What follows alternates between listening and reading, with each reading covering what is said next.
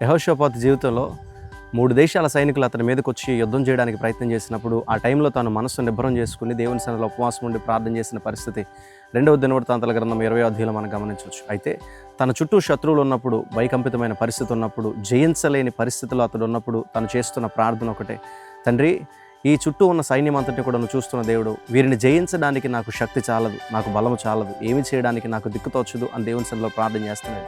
అతని ప్రార్థనలో మనం అర్థం చేసుకోగలిగింది ఒకటే, దేవుని సాన్నిధ్యానికి వచ్చి తన శ్రమలో తాను పోరాడకుండా ఏం చేయాలని దేవుని దగ్గర విచారణ చేస్తూ దేవుని మీద ఆధారపడుతున్నాడు. మిత్రమా, గుర్తుపెట్టుకో, నీ చుట్టూ ఎలాంటి పరిస్థితులు ఉన్నా, ఎంత భయంకరమైన సమస్యలు ఉన్నా, నీకు సహాయం చేయగలిగిన దేవుడు ఒక ఆయన ఉన్నాడు కనుక, నీ కొరకు చింతించే దేవుడు, నీ చింత యావత్తును మోయగలిగిన దేవుడు, నీకు విశ్రాంతినీయగలిగిన దేవుడు ఒక ఆయన ఉన్నాడు కనుక, ఆయన సన్నిధికి వచ్చి ఆయన మీద ఆనుకుని, తండ్రి నువ్వు నాకు సహాయం చేయి, నాకు బలము చాలదు, నాకు శక్తి చాలదని నువ్వు ఆయన మీద ఆనుకుంటే, నీ పట్ల కృప చూపించి నీ యుద్ధాన్ని ఆయన జరిగించి గొప్ప విజయాన్ని ఇవ్వగలుగుతాడు.